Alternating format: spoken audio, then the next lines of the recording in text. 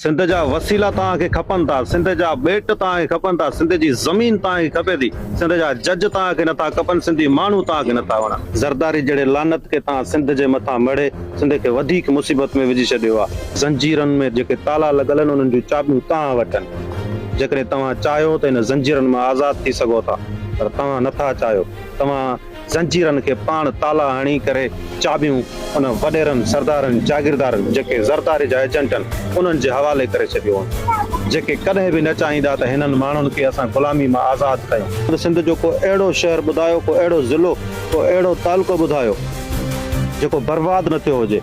पोइ तव्हां चओ था त सिंध जा माण्हू तव्हां सां नफ़रत कनि था। तव्हां ॿुधायो त तव्हांजे इन्हनि करतूतनि जे करे, तव्हांजे इन रवैनि जे करे सिंधी माण्हू तव्हां सां कीअं मोहबत कंदा। तॾहिं तव्हां पाण नफ़रतनि जो ॿिज पोखींदो त सिंधी माण्हुनि खां बि का उमेद न रखो त सिंधी माण्हू तव्हां सां मोहबत जो इज़हार कंदा। मुल्क खे हलाए केरु थो?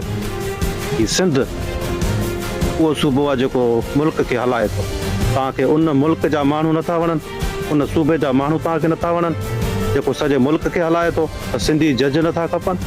कहिड़े क़िस्म जो पैगाम था ॾियो असांजे ईंदड़ नसुल खे? सिंधियुनि खे तव्हां कहिड़ो पैगाम था ॾियो?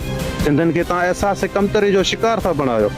सिंध खे अॻुवाटी मुसीबत में विधो वियो आहे। सिंध अॻुवाटी अहसास कमतरी जो शिकार आहे। ज़रदारी जहिड़े लानत खे तव्हां सिंध जे मथां मड़े सिंध खे वधीक मुसीबत में विझी छॾियो आहे। इन खां वधीक सिंध खे कहिड़ी परेशानी तव्हां ॾींदव जो वरी तव्हां सिंध जे माण्हुनि खे अहसास कमतरी जो शिकार पिया बणायो त सिंधी माण्हू जज नथा थी सघनि, सिंधी माण्हू वॾनि उहिदनि ते नथा वेही सघनि, सिंधी माण्हू इदारनि में नथा वञी सघनि।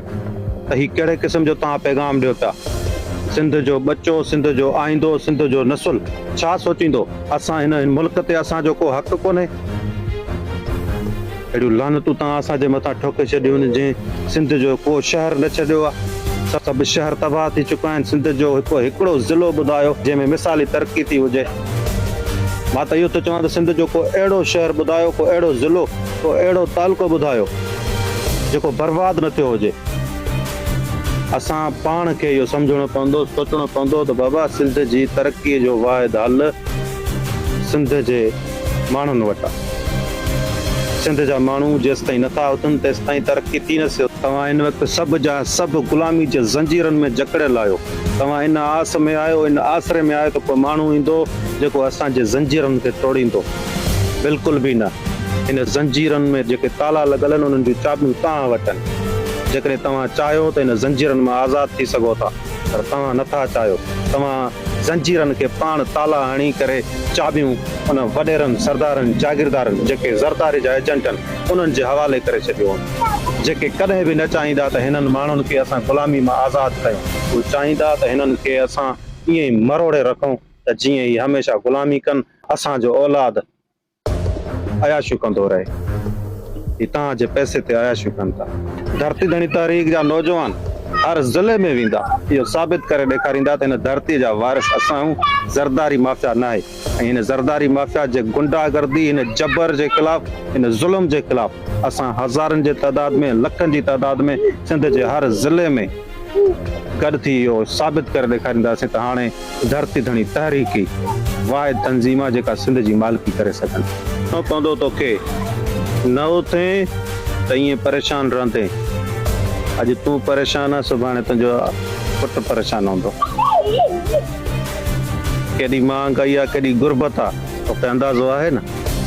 जॾहिं का सौदो वठणु वञी थो, मुंहिंजे खीसे में पैसा न आहिनि, या वापसि थो वरी पंहिंजे औलाद खे ॿुधाई थो त मां वटि पैसा न आहिनि, खीसे में रुपयो आहे न?